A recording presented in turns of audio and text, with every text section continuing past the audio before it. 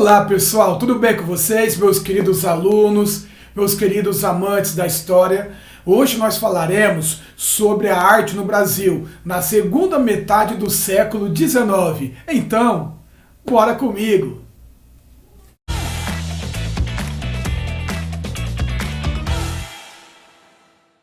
Bem, pessoal, vamos começar então fazendo um contexto histórico desse período. Nós estamos na segunda metade do século XIX, o governante é Dom Pedro II e é o segundo reinado, tá? Dom Pedro II vai trazer uma maior estabilidade política e econômica para o país, tá? Se vocês lembrarem bem o período que antecedeu Dom Pedro II, né, vocês estão vendo aqui, tá? Foi um período marcado por muitas revoltas, a maioria republicana, separatistas. É o período regencial.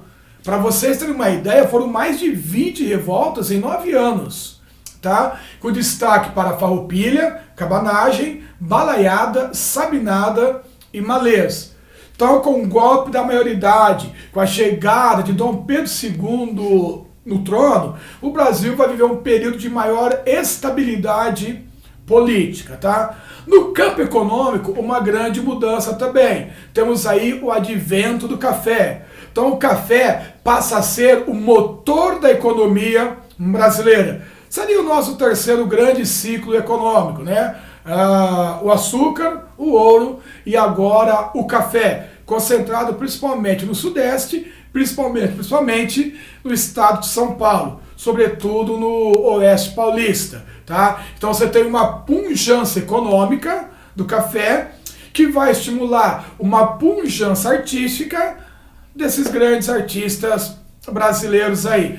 Mesmo a Guerra do Paraguai, ela não provocou nenhum grande problema à nossa arte, tá? Se vocês lembrarem do nosso último encontro aqui, a missão artística francesa, que chegou no Brasil em 1816, ela fundou a Escola Real de Belas Artes, Ofício e Ciências, que agora já chama-se Escola Imperial de Belas Artes. E os autores, como se fala hoje, a maioria deles, né, é formada justamente na Escola Imperial de Belas Artes, fundada lá pela missão artística francesa, ainda no período joanino no Brasil. Então bora, vamos conhecer um pouco mais dos estilos e dos autores desse período. Para começar, o estilo a ser usado por esses artistas brasileiros será o estilo neoclássico, que é o mesmo estilo, né, introduzido no Brasil pela missão artística francesa. Tá, turminha? Para eles, a beleza perfeita é um conceito ideal. Ela não existe na realidade. Então, essas obras devem buscar este ideal, tá? Glorificar, através de temas mitológicos, de temas históricos, aquele episódio ali que eles estão retratando. Por exemplo, a gente vai ver daqui a pouquinho o quadro Independência ou Morte, do Pedro Américo. Toda a grandeza daquele episódio. Foi grandioso, Marcelo, daquela maneira? Aquele cavalo bonito, cheio de gente, todas aquelas pompas? Claro que não. Foi muito mais simples do que aquilo. Mas como esses artistas formados na Escola Imperial de Belas Artes, eles têm a influência do estilo neoclássico, eles não estão preocupados com a realidade em si naquele momento. Existiu um fato histórico? Sim, mas eles estão preocupados com a beleza, com o que aquele episódio significa, o que ele tem de belo e o que ele tem de ideal. Sempre levando em conta que a influência neoclássica é a influência da cultura greco-romana e também dos renascentistas italianos, que adotaram também a cultura greco-romana, tá? Muito valor para o academicismo, para o tecnicismo, você usar a técnica, tá? Do mesmo estilo que os greco-romanos usavam. Daí você ter as obras clássicas como os modelos, os inspiradores para as obras desses autores brasileiros. Vamos começar então com Pedro Américo. Pedro Américo estudou na Academia Imperial de Belas Artes, né, no Brasil, no Rio de Janeiro. Depois, patrocinado por Dom Pedro II, também estudou na Academia de Belas Artes de Paris. Vamos começar então analisando uma de suas obras mais famosas, a famosa Batalha do Avaí. A Batalha do Avaí, pessoal, mostra uma das batalhas da guerra entre Brasil e Paraguai. Lembra, galerinha? A famosa Guerra do Paraguai, ocorrida no século XIX. São muitas as dificuldades de se retratar uma cena de batalha do século XIX, em que os soldados inimigos combatiam a cavalo e havia o confronto direto numa sangrenta luta corpo a corpo. Pedro Américo, entretanto, superou essas dificuldades. Como, galera? Ele soube representar um grande número de figuras humanas, o deslocamento das tropas, a contenção e o movimento dos cavalos, dando uma maior dramaticidade à obra. Mostrou também a agitação de bandeiras, que lembram a pátria aos que combatem, gestos de lutas e alguns personagens em destaque, certamente os comandantes da batalha.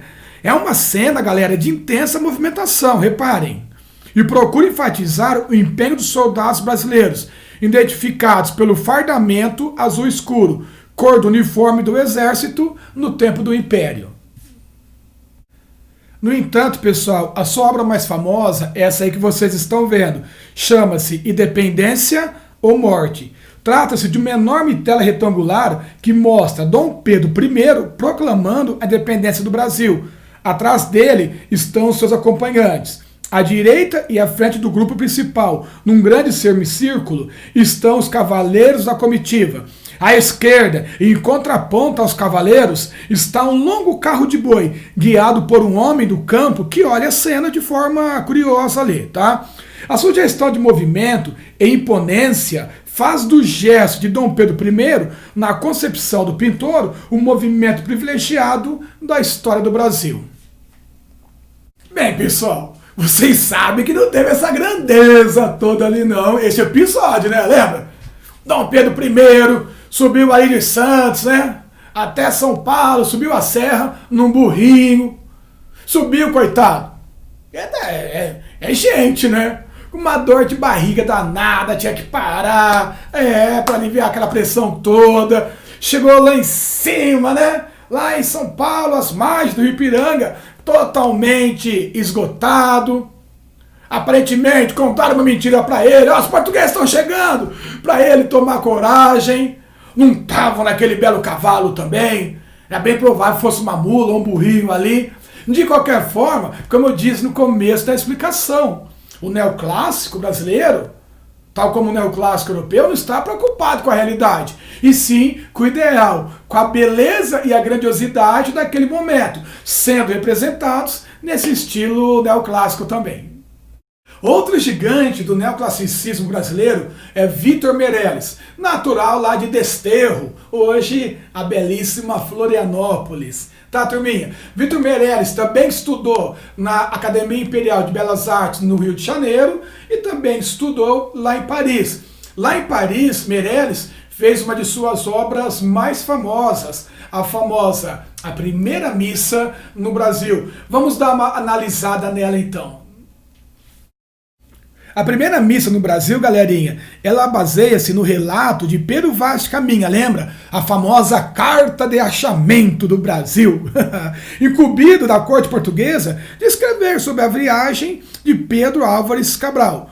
Assim, algumas ideias para os detalhes da cena provêm desse relato, como a atitude pacífica e observadora dos indígenas brasileiros. O núcleo central é a área mais iluminada da tela, repare, onde estão o celebrante da missa e seu ajudante, em um altar ao ar livre, à frente de uma grande cruz de madeira.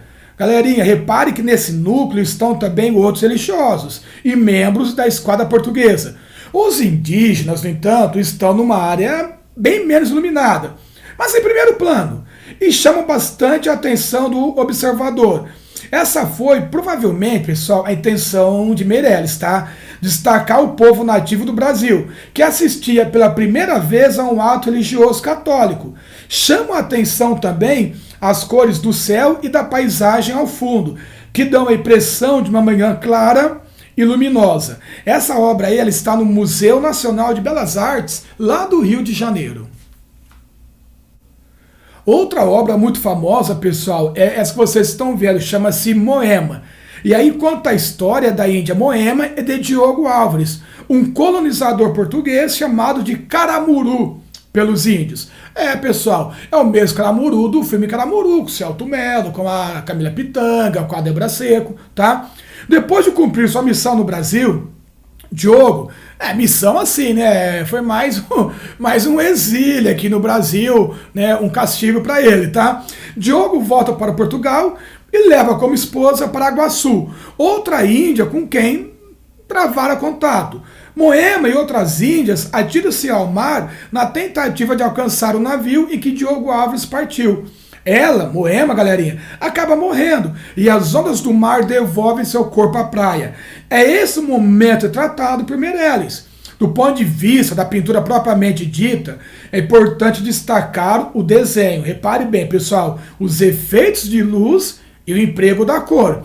Quanto à criação da figura da indígena deitada sobre a areia da praia, galera, é notável a idealização, lembra? Influência da cultura clássica, neoclássica, pois é clara a busca de harmonia, proporcionalidade, enfim, da perfeição do corpo humano. Outro gigante desse momento é Almeida Júnior, autor dessa obra maravilhosa, vocês estão vendo aqui, o Caipira Picando Fumo.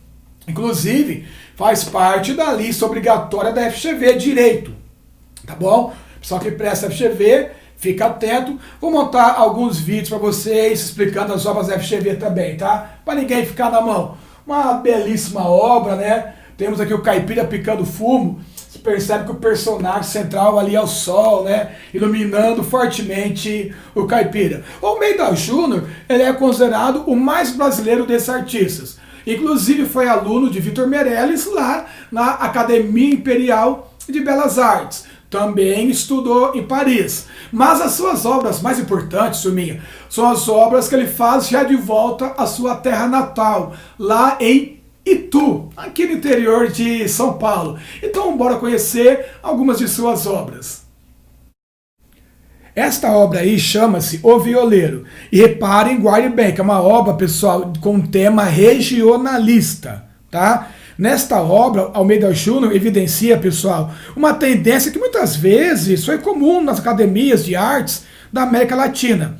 Ou seja, tratar de mostrar os costumes afáveis das pessoas simples e interioranas. Tá? Assim são o violeiro e sua companheira de cantoria, vistos aí na cena, no quadro. Como pintura, galerinha, chama a atenção do observador a forte sugestão do ato de cantar expresso pela mulher. Reparem na mulher, pessoal. Estão vendo? Ó? Os lábios abertos, mas segura seu lenço de pescoço com uma certa timidez, deixando claro que não trata-se de uma cantora profissional, lógico. O homem, de olhos fechados e apoiado sobre o batente de uma janela, lembra a concentração necessária nos sons tirados da viola para acompanhar o canto da mulher. A cor escura do fundo, em contraste com as cores claras do espaço externo, evidencia a diferença do ambiente iluminado pela luz natural do interior da casa, onde a luz elétrica, né, não chegava ainda. Essa outra obra belíssima, pessoal, do Almeida Júnior, chama-se Saudades. O trabalho feito com luz é o que mais chama atenção nesta obra. Toda a cena, repare que é iluminada por uma luz forte que entra pela janela no aposento que está a moça. Há um contraste forte entre o avermelhado do tijolo na construção, as cores escuras das vestes da moça e a claridade fora do ambiente. A aparência de tristeza no rosto e no gesto da moça, expressa pelo desenho e pela pintura de Almeida Júnior, justifica convincentemente o título da obra. Turma, é um autor com uma composição matemática bastante variada, mas são nessas cenas, né, pitorescas onde ele deixa o melhor de si. Ah, galerinha, tantas obras bonitas, né? As obras de Meirelles, de Almeida Júnior. Turma, a influência dos franceses, esse estilo neoclássico, tá? A Batalha do Havaí, a grandiosidade na independência ou morte de Dom Pedro I, a mitologia misturada com história, no caso de Moema e do Caramuru, essas obras regionalistas, né, de Almeida Júnior, tão belas que acabamos de ver, tá? Um período muito rico de nossa história no campo das artes também. Bem, só que na parte final do século XIX, começa a ganhar força no Brasil um outro estilo, o impressionismo e o pontilhismo, fruto de alguns autores que vão estudar na Europa e lá vão conhecer essa nova tendência aí. Mas isso nós veremos numa próxima aula. Pessoal, um beijo para todos. Essa aula de hoje, ela cai muito vestibular. Para vocês que curtem história, que curtem a história da arte, vai ser uma aula muito útil para o vestibular e também para a nossa formação cultural, já que a cultura nos acompanha para sempre. É um dos maiores presentes e legados que nós podemos deixar para a humanidade. Um beijo e até a próxima aula.